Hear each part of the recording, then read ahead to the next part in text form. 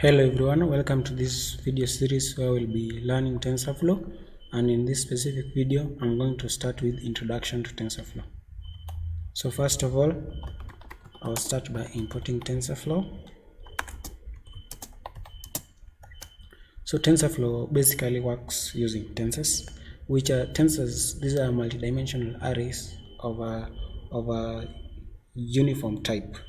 So tensors, there are tensors such as scalars, vectors, matrices, rugged tensors, string tensors, and so on. So first of all, I want to start with a scalar tensor.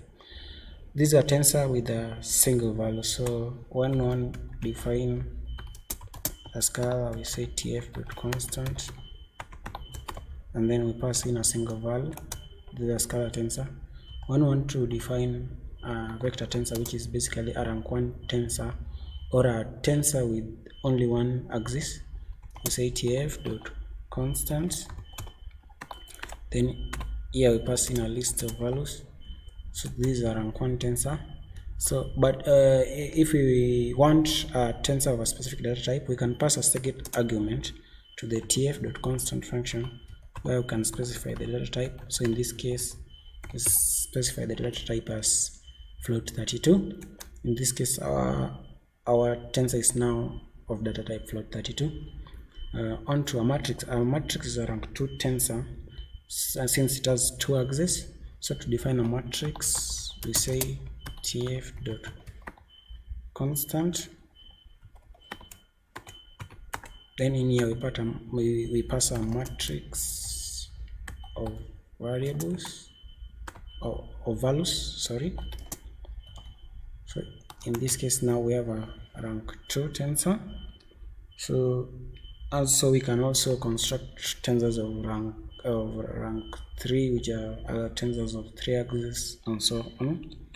So next we move on to variables. So apart from tensors, we can also define variables in TensorFlow. So a variable represents a tensor whose value can be changed by running operations on it. So if we want to define a scalar variable, say tf.Variable.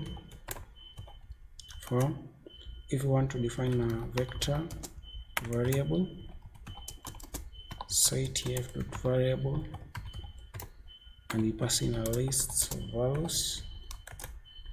And when we want to see a matrix variable being defined, we say tf.Variable, then we pass in a matrix of values.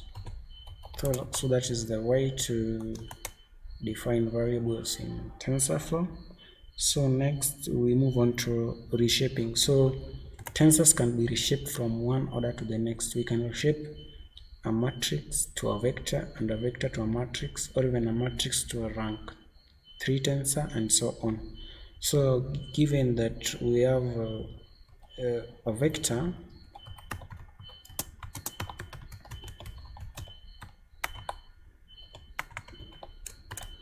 yeah, with the values 1, 2, 3 up to 6. So basically when we print out this vector, sorry about that. So when we print out this vector, we see that it has only one axis. So since it has 6 elements along one axis, so when we want to reshape this vector to a matrix, we can say tf.Reshape. So in the first argument of reshape is the tensor to be reshaped, and the second argument is the list of the order of reshaping the tensor. So in this case, if I want to reshape it to a 2 by 3 matrix, we pass 2 and 3. So in this case now, if we see the reshaped, we see that it's now a rank 2 tensor of shape 2 by 3. So we can also reshape this one to a 3 by 2. We can also reshape it to a 1 by 6 and a 6 by 1, And we can also given that whenever maybe we have a matrix, we can flatten it to a vector by passing only -1 here, such that now it will be flattened down in case this tf.reshape's first argument was a matrix and you pass in -1 as the second argument. The matrix will be flattened now into a vector. So now on the next section, I'm going to see how we can convert tensors to numpy arrays and back. So given that we have this tensor, this vector which is our one tensor, we can change it to a numpy array by saying vector dot numpy. Now in this case, now if we print out vector numpy, we see that now it's a numpy array, and even if we see its type, we get that its type is type of numpy array. So, and also now when we want to convert the numpy array back to a tensor, we use the tf.convert to tensor, where we pass in the numpy. Now in this case, we've converted our numpy back to a tensor. So now if we print our tensor, you see that now it's a tf.Tensor object. So apart from that, now on our next section we are going to look at doing basic math operation using TensorFlow. So let us take into consideration two tensors, rank 2 tensors to be specific. So the first tensor will be a matrix of ones. Basically, apart from doing this, you can just do a matrix of ones, then you pass in the size of the matrix, let's say in this case 2, and then you can also specify d type tf.int32. Now in this case, we see that, sorry about that, now we pass in a tuple of the rows and columns. So we see that tf.ones, and passing in this first argument as the tuple of the shape of the matrix, and the second argument by specifying the data type, we can replicate this line of code here. So that now we've defined our tensor A. Now let us define a tensor B, taking into consideration that the shapes of the two tensors are the same and the ranks are the same. So the second tensor I can say this way. So now if we want to do an addition operation of the two tensors, I can say tf.add A and B there, or which to do there's a shorthand operation for doing that. We can basically say A this way is the same way. Now to do a subtract operation, we can say tf.subtract A B, and the shorthand operation for this is A minus B.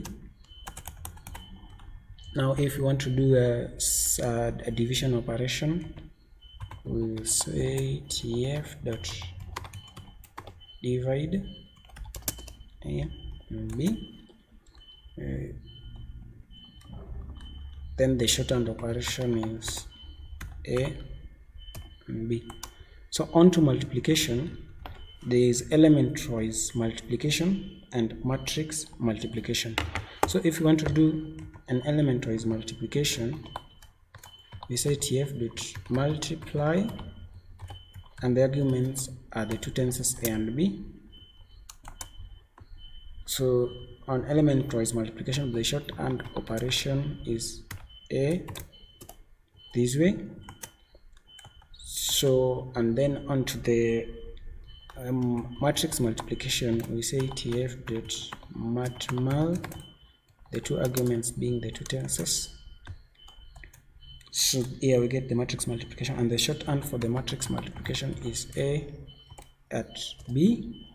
Now using this at operator, we can do the matrix multiplication of the two tensors.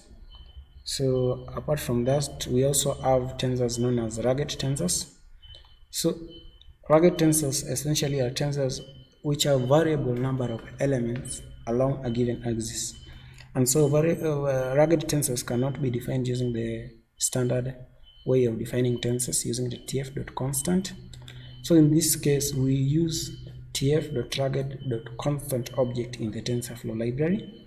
So if I want to define a rugged tensor, I say tf.rugged.constant, and so in the first row, let me pass a single column. The second row, let me pass in 3 columns. In the third row, I can pass 2 columns. So in this manner, I've defined a rugged tensor. So apart from rugged tensor, there's a string tensor, which is basically a tensor for defining strings. So a string tensor,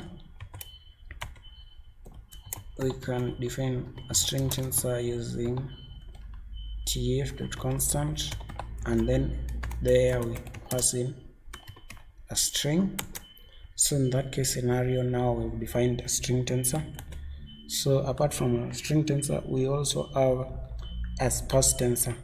So a sparse tensor is used for storing data efficiently. So a sparse tensor has 3 arguments. The first argument is the indices, which gives the index positions of the second argument, the values, and then the third argument is the dense shape of the sparse tensor.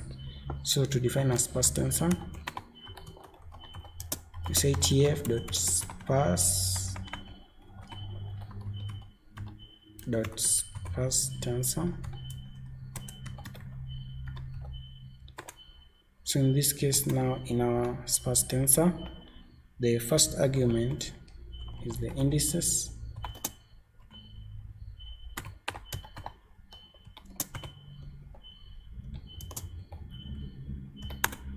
and the second argument is the values. This third argument is dense shape. So here essentially what we've done is the value 3 will go to the index position 0 0, and the value 5 will go to the index position 1 2, and then the dense shape represents the shape of the sparse tensor which we've defined. So if now I run it, now there we've gotten our sparse tensor. So apart from that, we can also view properties of a tensor.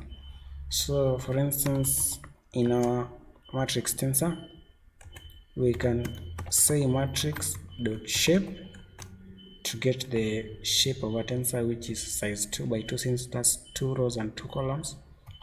We can look at the number of dimensions of that tensor using .ndim, where we see the number of dimensions.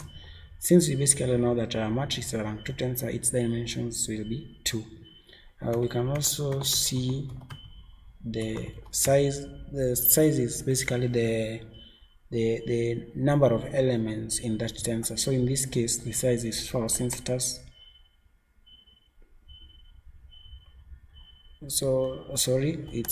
it's done using tf.size matrix. So in this case, we see that the size is 4, since the number of elements in that tensor are 4. We can also look at the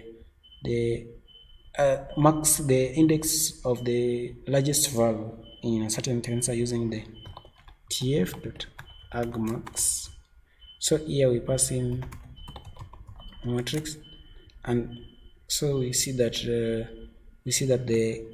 the maximum value as is in the index position 1 1, which basically stays in the second row and the second column, which states that that position is occupied by 4. Hence we see that the tf.argmax has given us the index position of the largest value in that tensor. So that's all on introduction to TensorFlow. Thank you for watching. So in the next video I'll be talking about perceptron, how to write the code for perceptron using TensorFlow. I will also be talking about multi-layer perceptron. I'll also be talking about the architecture of both the perceptron and the multi-layer perceptron, and the operations within the model. I'll also be doing a basic training using the model that we'll have created using perceptron. So thank you for watching. I'll meet you in the next video.